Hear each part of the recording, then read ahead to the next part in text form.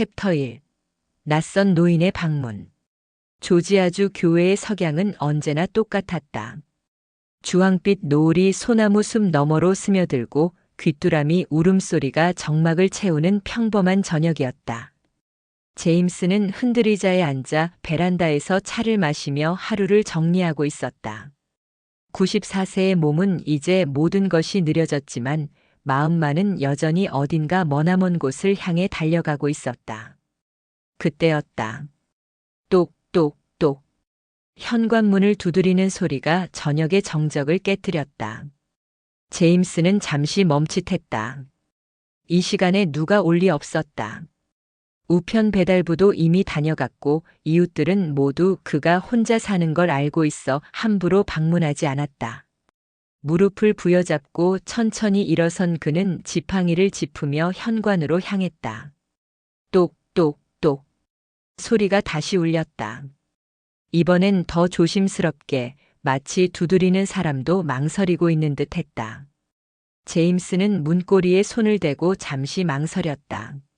문 너머로 희미하게 들려오는 숨소리가 있었다. 깊고 무거우며 어딘가 익숙한 리듬이었다. 누구세요? 제임스의 목소리는 쉰 듯 했지만 여전히 또렷했다. 저는. 문 너머에서 들려온 목소리는 낡은 바이올린처럼 떨렸다. 영어였지만 어딘가 어색한 억양이 섞여 있었다. 저는 한국에서 왔습니다. 한국. 그 단어가 제임스의 가슴을 관통했다. 마치 70년 전 그곳의 차가운 겨울바람이 갑자기 얼굴을 때리는 것 같았다. 손이 떨리기 시작했다. 문고리를 돌리는 것조차 어려워졌다. 문이 열리자 석양빛이 현관 앞에 한 노인을 비췄다. 70대 중반쯤 되어 보이는 동양인 남성이 거기 서 있었다. 깊게 파인 주름, 구부정한 어깨, 그리고 그 눈. 제임스는 숨을 멈췄다. 그 눈을 알고 있었다. 어디서인가 본 적이 있는 눈이었다. 아니, 꿈에서 수없이 그려왔던 눈이었다. 갈색 빛깔의 슬픔이 고여 있으면서도 어딘가 따뜻한 빛을 잃지 않은 눈. 그것은 마치 거울을 보는 것 같았다. 자신의 젊은 시절 눈동자와 닮아 있었고 동시에 말자의 눈과도 닮아 있었다. 안녕하세요. 낯선 노인이 고개를 숙였다. 그의 목소리는 이제 더욱 선명했다. 정중하고 조심스러우며 수십 년간 이 순간을 연습해온 듯 했다. 제임스는 아무 말도 할 수 없었다. 다리에 힘이 빠져 문틀을 붙잡았다. 가슴 깊은 곳에서 뭔가 뜨거운 것이 치밀어 올랐다. 이유를 알 수 없는 눈물이 눈시울을 적셨다. 저는. 노인이 다시 입을 열었다. 그의 목소리도 떨리고 있었다. 저는 한국에서 태어난. 바람이 불었다. 소나무 사이로 스며든 저녁 공기가 두 사람을 감쌌다. 시간이 멈춘 것 같았다. 온 세상이 숨을 죽이고 이 순간을 지켜보고 있는 것 같았다. 당신의 아들입니다. 그 말이 떨어지는 순간 제임스의 세상이 흔들렸다. 70년간 단단히 쌓아 올린 담벼락이 한순간에 무너져 내렸다. 숨겨왔던 기억들이 홍수처럼 밀려들었다. 서울의 겨울, 말자의 미소, 작별의 아픔, 그리고 평생 가슴에 묻어둔 후회와 그리움이 한꺼번에 터져나왔다. 오 하느님! 제임스의 입술에서 신음 같은 소리가 새어나왔다. 지팡이가 바닥에 떨어졌다. 노인의 얼굴이 점점 선명해졌다. 자신의 젊은 시절과 말자의 모습이 절묘하게 섞여 있는 그 얼굴을. 그가 눈물을 흘리고 있었다. 수십 년간 찾아 헤맨 아버지를 마침내 만난 것이다. 두 사람은 서로를 바라보며 말없이 서 있었다. 석양빛이 그들의 눈물을 황금빛으로 물들였다. 그리고 어느새 두 사람은 서로의 품에 안겨 있었다. 누가 먼저 다가갔는지도 모르게. 제임스의 마른 팔이 봉식의 어깨를 끌어안았고 봉식의 굵은 손이 아버지의 등을 토닥였다. 두 남자는 아이처럼 흐느꼈다. 아버지. 봉식의 목소리는 한국어와 영어가 뒤섞여 있었다. 아들아. 제임스도 목이 메어 제대로 말이 나오지 않았다. 한참을 그렇게 안고 있다가 봉식이 조심스럽게 몸을 빼며 작은 소포를 꺼냈다. 갈색 종이에 쌓인 손바닥만한 크기의 꾸러미였다. 끈이 낡아 거의 끊어져 가고 있었다. 이것을 어머니가 남기신 것입니다. 제임스는 떨리는 손으로 소포를 받았다. 가벼웠지만 동시에 세상에서 가장 무거운 것 같았다. 종이를 조심스럽게 벗겨내자 안에서 몇 가지 물건들이 나왔다. 낡은 군번줄이 가장 먼저 눈에 들어왔다. 제임스의 심장이 쿵쾅거렸다. 분명 자신의 것이었다. 70년 전 말자에게 기념품으로 준 그 군번줄이었다. 그 아래로는 누렇게 바랜 편지 한 장과 작은 반지 하나가 들어 있었다. 반지에는 빨간 리본이 묶여 있었는데 색깔이 거의 다 발의 분홍빛에 가까웠다. 편지를 펼쳐보자 서툰 영어로 쓰인 글씨가 나타났다. 말자의 필체였다. 제임스는 글씨 하나하나를 읽으며 또다시 눈물을 흘렸다. My dear James, I never forget you. 어머니는 봉식이 말을 이었다. 당신을 평생 기다리셨습니다. 제임스는 편지를 가슴에 품었다. 70년 전의 그날이 다시 생생해졌다. 말자의 눈물, 마지막 키스, 그리고 자신도 모르게 남겨두고 온 사랑이. 말자는 어떻게 돌아가셨습니다. 봉식의 목소리는 조용했다. 하지만 마지막까지 당신과 저를 생각하셨어요. 바람이 다시 불었다. 이번에는 더 따뜻했다. 마치 말자의 손길이 두 남자를 어루만지는 것 같았다.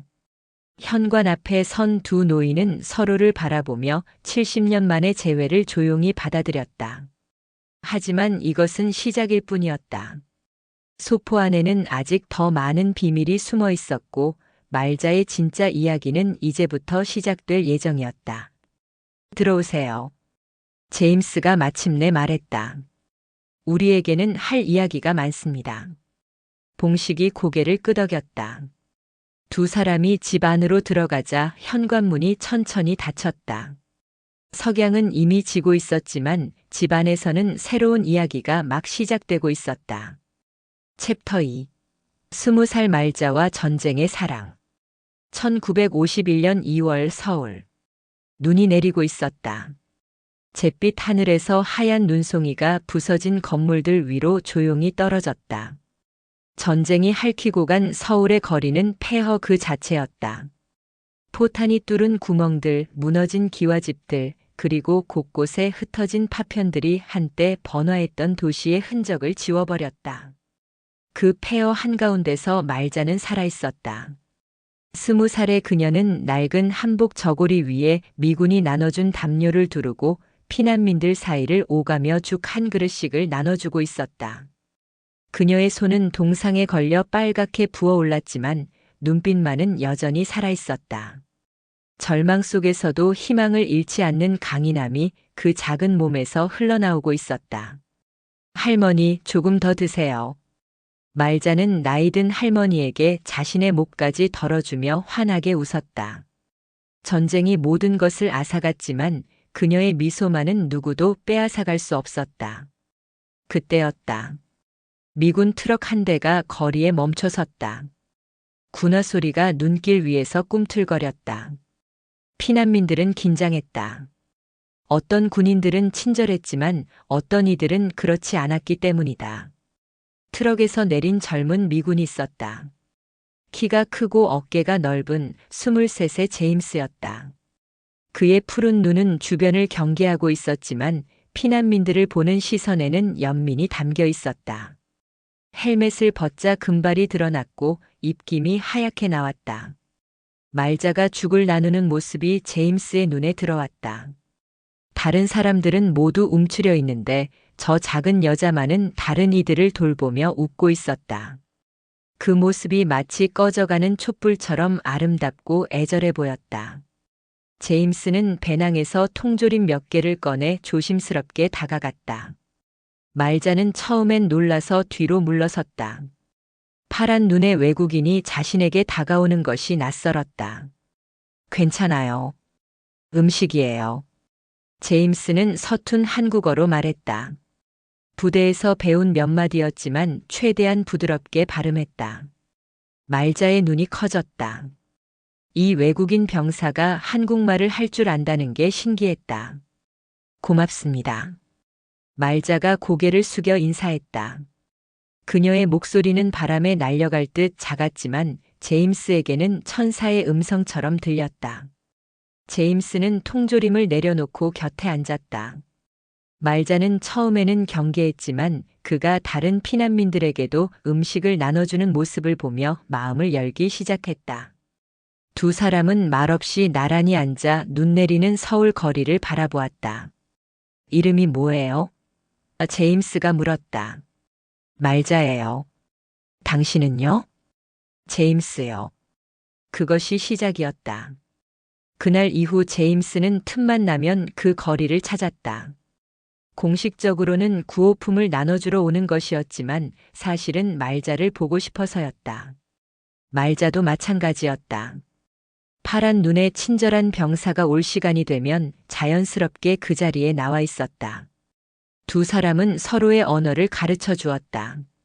제임스는 말자에게 영어를 알려주었고 말자는 제임스에게 한국어를 가르쳤다. 서툰 발음으로 주고받는 대화였지만 마음은 점점 가까워졌다. 제임스, 어려워요. 말자가 웃으며 말했다. 제임스라고 불러요. 그게 더 쉽죠. 제임스, 제임스. 말자가 그 이름을 되풀이할 때마다 제임스의 가슴은 뛰었다. 전장의 추위와 공포를 잊게 만드는 따뜻함이 그녀에게서 흘러나왔다. 봄이 오자 두 사람의 사랑도 꽃피기 시작했다. 제임스는 말자에게 초콜릿과 담배를 가져다 주었고 말자는 그에게 손수 만든 미역국을 끓여주었다. 언어의 벽은 있었지만 사랑에는 말이 필요 없었다. 어느 따뜻한 봄날 저녁 두 사람은 한강변에 나와 있었다. 전쟁의 상흔이 곳곳에 남아 있었지만 강물은 여전히 흘렀고 벚꽃은 피어나고 있었다. 말자야. 제임스가 그녀의 손을 잡았다. 거칠고 큰 손이 작고 부드러운 손을 감쌌다. 전쟁이 끝나면 나와 함께 미국에 갈래? 말자의 눈에 눈물이 고였다. 행복의 눈물이었다. 그녀는 고개를 끄덕였다. 네, 제임스. 어디든 함께 갈게요. 그날 밤 두 사람은 처음으로 입을 맞추었다. 전쟁이 앗아간 모든 것들을 보상해주는 듯한 뜨겁고 절실한 키스였다. 말자는 제임스의 품에 안겨 평생 잊을 수 없는 행복을 느꼈다. 그 후 몇 달은 두 사람에게 꿈 같은 시간이었다. 제임스는 부대 밖으로 나올 때마다 말자를 찾았고 말자는 그를 위해 작은 집을 마련해 기다렸다. 폐허가 된 서울에서도 사랑은 꽃피고 있었다. 말자는 제임스에게 한국의 문화를 가르쳤다. 젓가락 사용법, 한복 입는 법, 절하는 예의 등을 하나하나 알려주었다. 제임스는 서툴렀지만 열심히 따라했고 말자는 그런 그를 보며 행복해했다. 당신 나라는 어떤가요? 말자가 물었다. 넓고 평화로워요. 전쟁이 없고 사람들이 자유롭게 살아요. 당신도 그곳에서 행복할 거예요. 제임스는 조지아의 푸른 들판과 따뜻한 햇살을 말자에게 그려주었다. 말자는 눈을 감고 그 모습을 상상했다. 제임스와 함께 평화로운 곳에서 사는 꿈을 꾸었다. 하지만 꿈은 오래가지 않았다. 1952년 늦가을 제임스에게 귀국 명령이 떨어졌다. 전선이 안정되면서 일부 부대의 철수가 결정된 것이었다. 제임스는 창백한 얼굴로 말자를 찾아왔다. 말자야, 나는 곧 미국으로 돌아가야 해. 말자의 세상이 무너졌다. 하지만 그녀는 울지 않으려 했다. 사랑하는 사람 앞에서 약한 모습을 보이고 싶지 않았다. 언제요? 일주일 후. 말자의 가슴에 칼이 꽂히는 것 같았다. 하지만 그녀는 미소를 지었다. 그럼 저도 준비할게요. 미국에서 다시 만나요. 제임스는 말자를 끌어안았다. 두 사람 모두 이별이 영원한 작별일지도 모른다는 불안을 느끼고 있었다. 하지만 사랑한다면 기다릴 수 있다고, 다시 만날 수 있다고 믿고 싶었다. 마지막 밤이었다. 제임스는 말자에게 자신의 군번줄을 건네주었다. 이걸 가지고 있어. 내가 반드시 당신을 데리러 올 거야. 말자는 목에서 반지를 빼서 제임스에게 주었다. 어머니가 남겨준 유일한 유품이었다. 이것도 가져가세요. 저를 잊지 말아요. 두 사람은 그날 밤을 함께 보냈다. 말자는 제임스의 품에서 생애 가장 행복한 시간을 보냈다. 동시에 가장 슬픈 시간이기도 했다. 새벽이 되자 작별의 시간이 왔다. 부산으로 가는 트럭 앞에서 두 사람은 마지막 키스를 나누었다. 꼭 기다려줘, 말자야. 네, 제임스. 끝까지 기다릴게요. 트럭이 떠나갔다. 말자는 손을 흔들며 끝까지 배웅했다. 제임스의 모습이 점점 작아지다가 마침내 보이지 않게 되자 말자는 그제서야 눈물을 흘렸다. 하지만 그녀는 알지 못했다. 이미 자신의 몸속에 제임스의 아이가 자라고 있다는 것을, 그 아이가 훗날 봉식이 될 것이라는 것을. 말자는 군번줄을 꼭 쥐고 한강을 바라보았다. 그녀의 가슴 속에는 사랑과 희망, 그리고 말할 수 없는 불안이 함께 자리 잡고 있었다. 제임스, We meet again. 그녀의 속삭임이 차가운 겨울바람에 흩어져 갔다. 챕터 3. 봉식의 비극적 이야기. 1952년 여름 서울. 말자는 혼자였다. 제임스가 떠난 지 몇 달 후 그녀는 자신의 몸에서 일어나는 변화를 느꼈다.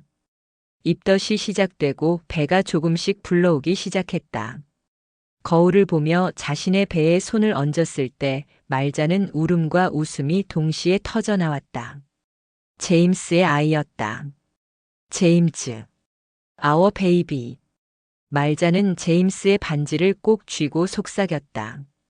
두려움과 기쁨이 뒤섞인 복잡한 감정이었다. 전쟁이 계속되었고 사회는 여전히 혼란스러웠고 혼자서 아이를 키운다는 것은 상상하기 어려운 일이었다. 하지만 그녀는 포기할 수 없었다. 이 아이는 제임스와 자신의 사랑의 증거였으니까. 1952년 10월 차가운 가을바람이 부는 날 밤 말자는 허름한 단칸방에서 홀로 아들을 낳았다. 이웃 할머니 한 분이 도와주었지만 대부분은 혼자 견뎌내야 했다. 촛불 하나만이 어둠을 밝히는 가운데 말자는 이를 악물고 진통을 참았다. 아이는 제임스를 닮아 큰 눈을 가지고 있었지만 말자의 검은 머리카락과 동양인의 특징도 함께 지니고 있었다.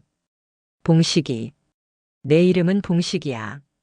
말자는 갓난아기를 품에 안고 눈물을 흘렸다. 봉식, 나라에 심어진다는 뜻의 이름이었다. 이 아이가 한국과 미국 두 나라를 이어주는 다리가 되기를 바라는 마음이었다. 하지만 현실은 냉혹했다. 전후 한국 사회는 가난과 혼란에 빠져 있었다.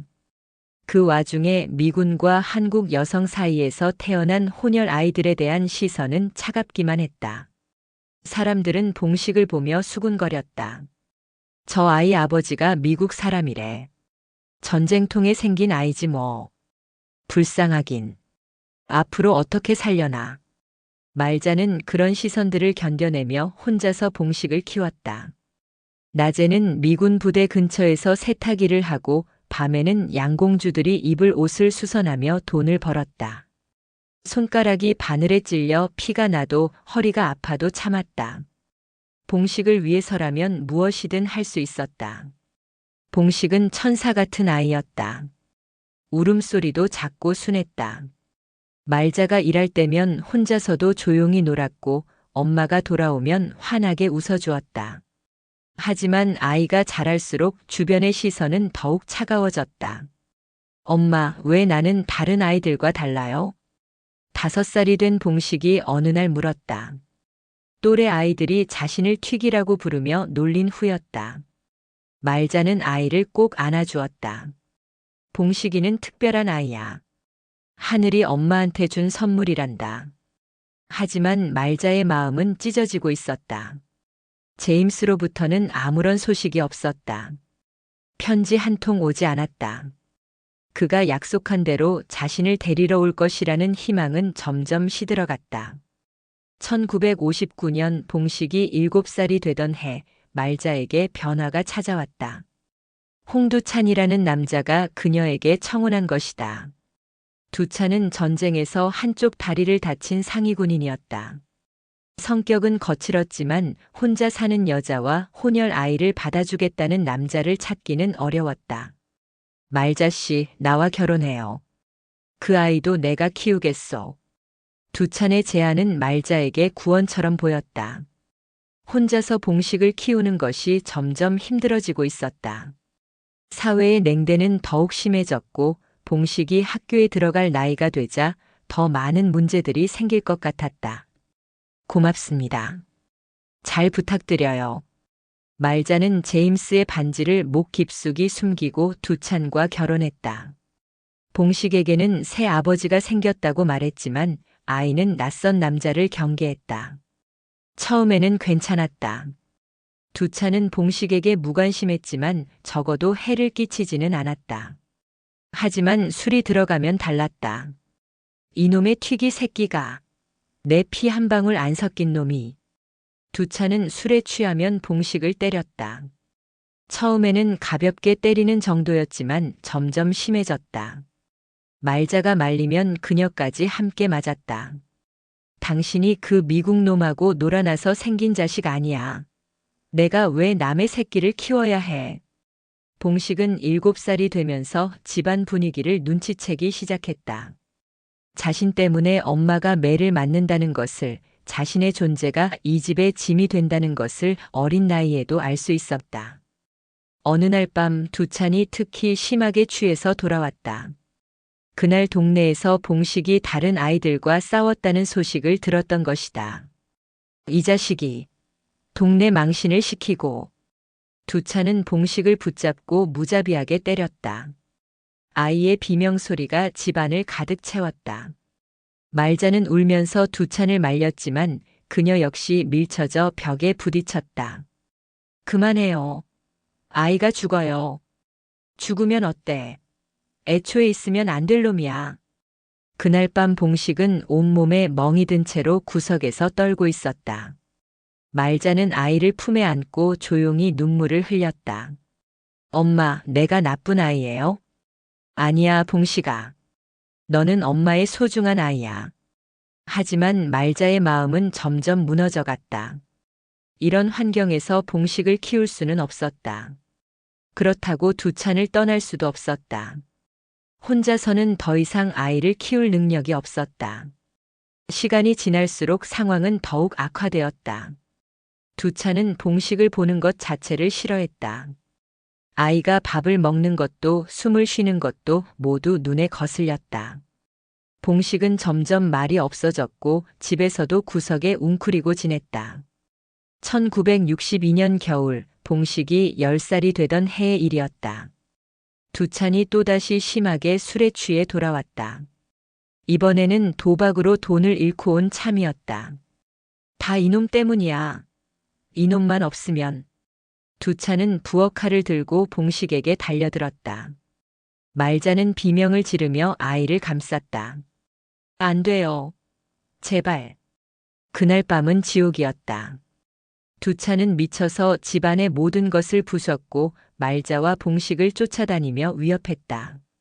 새벽이 되어서야 술이 깨고 정신을 차렸지만 이미 돌이킬 수 없는 선을 넘었다.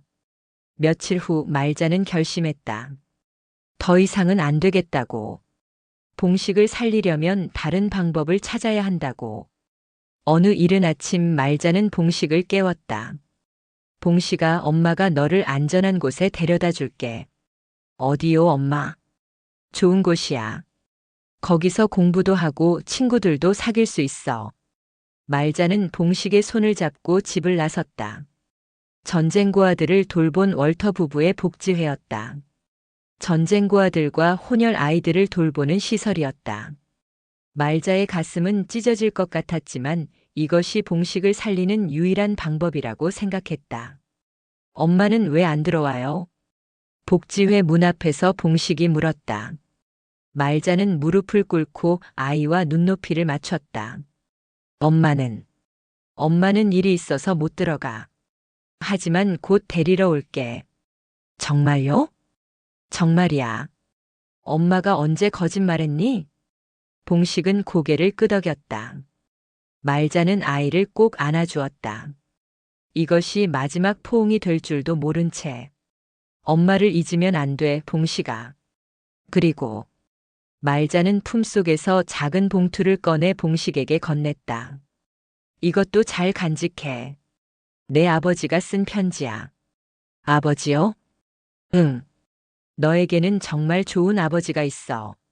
언젠가는 만날 수 있을 거야. 봉식이 복지회 안으로 들어간 후 말자는 그 자리에서 한참을 울었다. 하지만 이것이 최선이라고, 아이를 살리는 길이라고 자신을 달랬다. 그렇게 말자의 평생에 걸친 참회가 시작되었다. 챕터 4. 말자의 꿈 그리고 비극. 1965년 서울.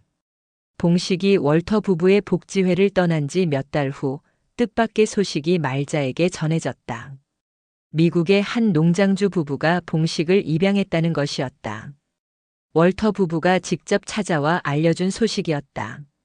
말자 씨, 봉식이가 좋은 곳으로 갔습니다. 미국 캘리포니아의 농장으로요.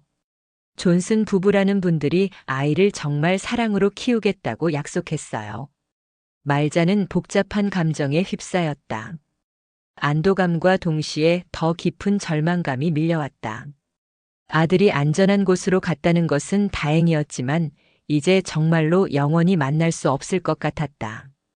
미국이라는 먼 나라, 그곳에서 봉식은 새로운 삶을 시작할 것이었다. 혹시 주소를 알 수 있을까요? 죄송합니다. 입양 절차상 연락처는 공개할 수 없습니다.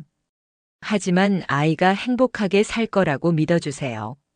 그날 밤 말자는 두 찬이 술에 취해 돌아오기 전에 집을 나왔다. 더 이상 이 지옥 같은 생활을 견딜 수 없었다. 봉식도 미국으로 갔고 제임스도 미국에 있었다. 그렇다면 자신도 미국으로 가야 했다. 말자는 작은 여관방을 얻어 홀로 살기 시작했다. 낮에는 미군 부대 근처에서 세탁일을 하고 밤에는 클럽에서 청소일을 했다. 하루 종일 일해도 돈은 턱없이 부족했지만 그녀에게는 꿈이 있었다. 언젠가 미국으로 가서 제임스와 봉식을 만나는 것이었다. 1967년 말자에게 기회가 찾아왔다. 미군 부대에 납품할 생필품을 조달하는 일을 하게 된 것이었다. 처음에는 작은 규모였지만 말자는 타고난 장사 수완을 발휘했다.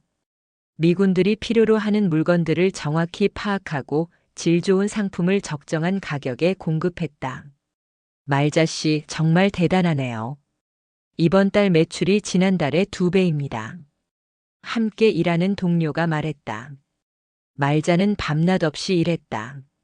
새벽 4시에 일어나 시장에서 물건을 사고 오전에는 납품을 하고 오후에는 새로운 거래처를 개발했다. 저녁에는 장부를 정리하며 내일의 계획을 세웠다. 3년이 지나자 말자의 사업은 놀라울 정도로 성장했다. 그녀는 이제 서울에서 손꼽히는 미군 부대 납품업자가 되었다. 작은 사무실을 얻고 직원들을 고용했다. 은행 통장의 숫자가 늘어날 때마다 말자는 미국행 꿈에 한 걸음씩 다가가고 있음을 느꼈다.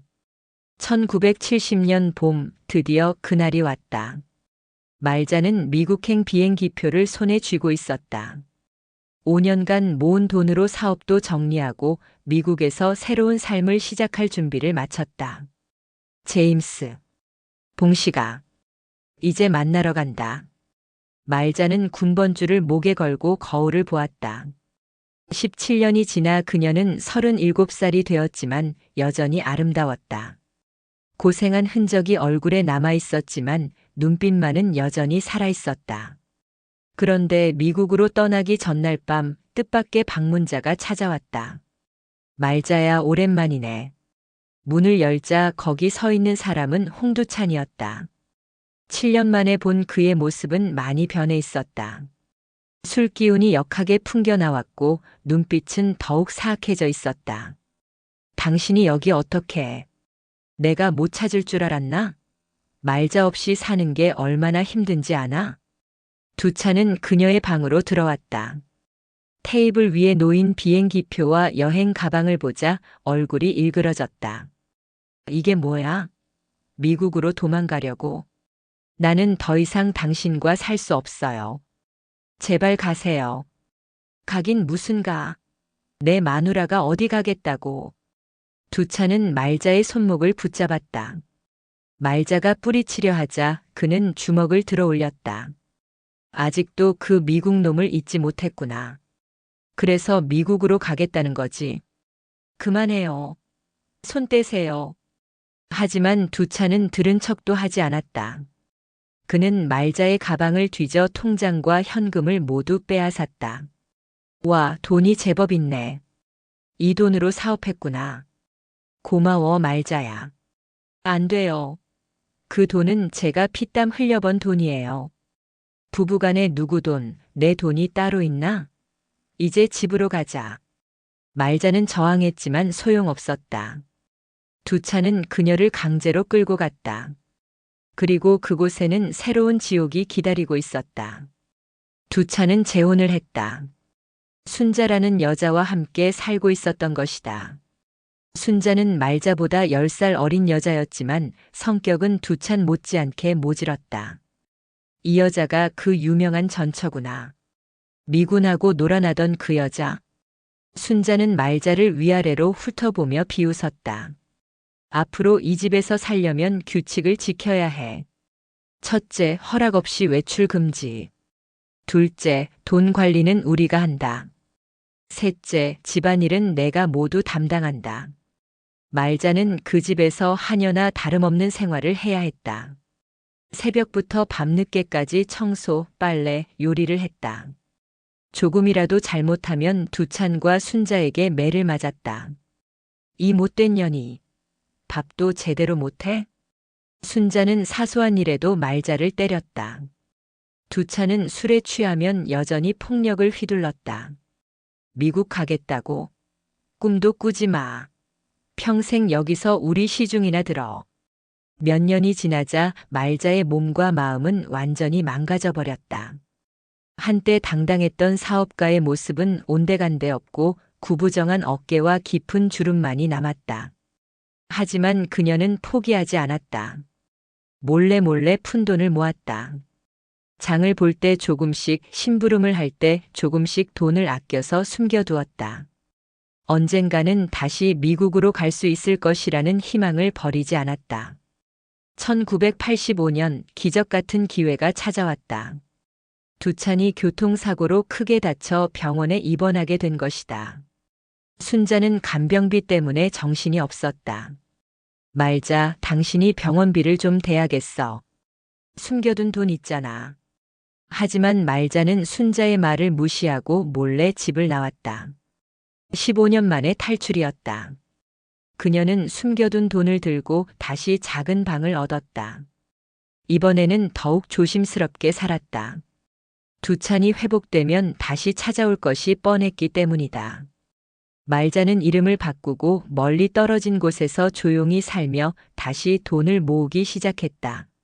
하지만 나이가 들수록 건강은 나빠졌다. 젊을 때의 고생이 몸에 쌓여 이곳저곳이 아팠다. 그래도 그녀는 포기하지 않았다. 제임스와 봉식에 대한 그리움이 그녀를 지탱해 주었다. 제임스, 봉식아, 엄마가 늦었지만 꼭 찾아갈게. 말자는 매일 밤 두 남자의 이름을 부르며 잠들었다. 2005년 말자는 또 다른 소식을 듣게 되었다. 봉식이 미국에서 한국을 찾아 몇 번 왔었다는 것이었다. 월터 부부를 통해 전해 들은 소식이었다. 그 아이가 어머니를 찾고 있어요. 하지만 연락처를 알 수 없어서. 말자의 가슴이 뛰었다. 봉식이 자신을 찾고 있다니. 그녀는 즉시 월터 부부에게 연락처를 남겼다. 하지만 봉식은 이미 미국으로 돌아간 후였다. 다음에 오면 꼭 연락 주세요. 제발 부탁드려요. 하지만 그 다음은 오지 않았다. 말자의 건강이 급속도로 나빠지고 있었던 것이다. 2010년 겨울 말자는 홀로 생을 마감했다. 마지막까지 그녀는 제임스의 반지를 목에 걸고 있었고 베개 밑에는 봉식의 어린 시절 사진과 미국행 비행기표가 간직되어 있었다. 그녀의 작은 방에서 발견된 상자 안에는 60여 년 전 제임스와의 추억들이 들어 있었다. 제임스의 편지들, 봉식의 어린 시절 사진들, 그리고 평생 모은 돈으로 산 또 다른 미국행 항공권까지. 말자는 끝까지 두 남자를 기다리며 살았다. 그리고 그 기다림은 죽음조차도 끊을 수 없는 사랑이었다. 챕터 5. 보물 상자의 발견 그리고 재회. 1965년 캘리포니아 시골. 존슨 부부의 농장은 세상 끝처럼 외로운 곳이었다. 끝없이 펼쳐진 옥수수밭과 몇 채의 낡은 집만이 전부였던 그곳에서 13살의 봉식은 새로운 삶을 시작했다. 존슨 부부는 착한 사람들이었지만 가난했다. 봉식에게 줄 수 있는 것은 따뜻한 잠자리와 하루 3끼 식사뿐이었다. 바비 컴 헬프 위드 더 콘. 존슨 아저씨는 봉식을 밥이라고 불렀다. 봉식이라는 이름은 너무 어려워서였다. 봉식은 새벽부터 저녁까지 농장 일을 도왔다. 옥수수를 따고 소에게 여물을 주고 헛간을 청소했다. 작은 몸으로는 버거운 일이었지만 그는 불평하지 않았다. 밤이 되면 봉식은 작은 다락방에서 혼자 시간을 보냈다. 그때마다 품속에서 어머니가 준 편지를 꺼내보았다. 편지는 한국어로 쓰여 있어서 읽을 수는 없었지만 어머니의 온기가 느껴지는 것 같았다. 맘. 데드. Where are you? 봉식은 창밖의 별을 보며 속삭였다. 언젠가는 부모님을 찾을 수 있을 거라고, 가족이 다시 만날 수 있을 거라고 믿었다. 시간이 흘러 봉식은 청년이 되었다. 고등학교를 졸업한 후에는 인근 도시의 공장에서 일했다. 밤에는 대학에서 야간 수업을 들었다. 모든 돈을 아꼈다. 언젠가 한국에 가서 어머니를 찾기 위해서였다. 1985년 33살이 된 봉식은 처음으로 한국 땅을 밟았다. 하지만 서울은 그가 기억하는 곳과 완전히 달랐다. 고층 빌딩들이 하늘을 찌르고 있었고 사람들은 바쁘게 거리를 오갔다. 어린 시절의 기억은 희미했고 어머니의 행방은 막막했다. 말자라는 분을 찾고 있는데요. 봉식은 곳곳을 다니며 어머니를 찾았다. 하지만 아무도 그녀를 기억하는 사람이 없었다. 혹은 기억하더라도 그 사람 어디 갔는지 몰라요라는 대답뿐이었다. 한 달간의 수색 끝에 봉식은 빈손으로 미국에 돌아갔다. 한편 조지아에서 제임스 역시 말자를 잊을 수 없었다. 미국에 돌아온 후 그는 작은 회사에서 일하며 평범한 삶을 살았다. 결혼도 했지만 행복하지 못했다. 마음 한편에는 항상 말자가 있었기 때문이다. 1970년 제임스는 처음으로 한국을 다시 찾았다. 하지만 전쟁의 상흔이 아직 남아있던 서울에서 말자를 찾는 것은 불가능에 가까웠다. 그는 미군 부대를 찾아가 도움을 청했지만 개인적인 일에는 협조할 수 없다는 답변만 들었다. 1982년 제임스는 두 번째 한국 방문을 했다. 이번에는 사설 탐정까지 고용했다. 하지만 말자는 이미 두찬과 함께 살며 숨어 지내고 있던 때였다. 결국 제임스도 빈손으로 돌아가야 했다. Maybe it's time to give up. 제임스는 자신에게 말했다. 하지만 가슴 깊은 곳의 그리움은 사라지지 않았다. 2010년대 봉식의 계속된 노력. 봉식은 포기하지 않았다. 1990년대, 2000년대에도 몇 차례 더 한국을 방문했다. 인터넷이 발달하면서 검색도 해보고 한국 방송에도 사연을 보냈다. 하지만 매번 실망만 안고 돌아가야 했다. 2023년 71살이 된 봉식은 마지막이라는 생각으로 한국을 찾았다. 이번에는 더 체계적으로 접근했다. 옛 주소지를 중심으로 하나하나 수소문했다. 그러던 어느 날 기적이 일어났다.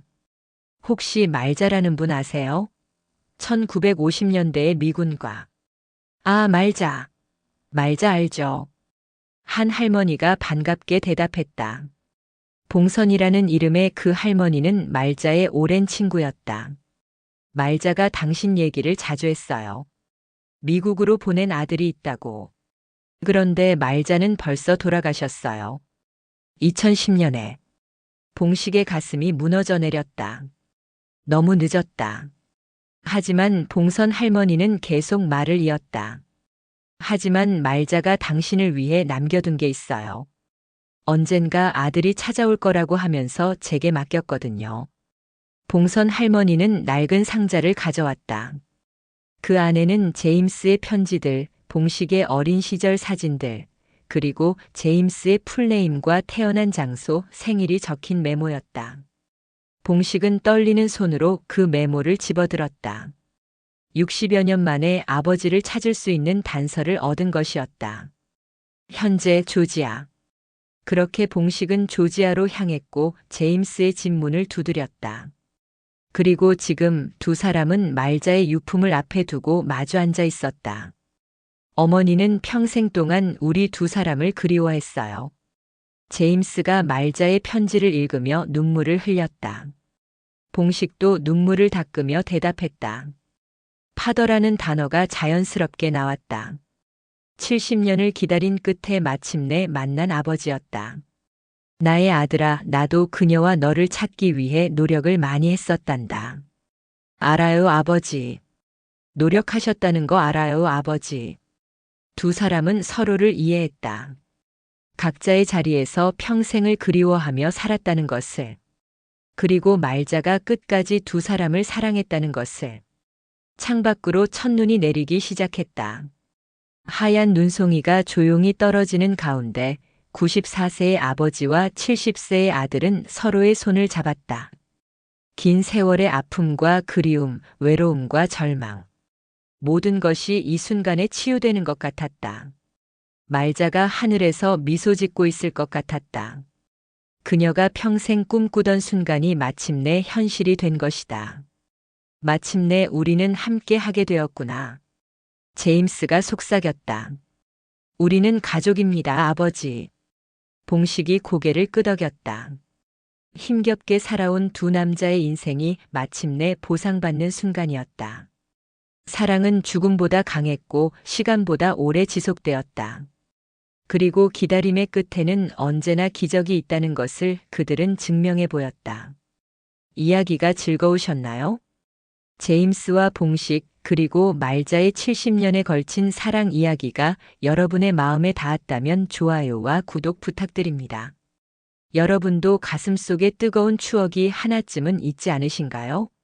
사랑하는 사람과의 소중한 기억, 오랜 시간이 지나도 잊을 수 없는 그 순간들. 댓글로 함께 나누어 보아요. 당신의 이야기가 누군가에게는 위로가 되고 희망이 될 수 있습니다.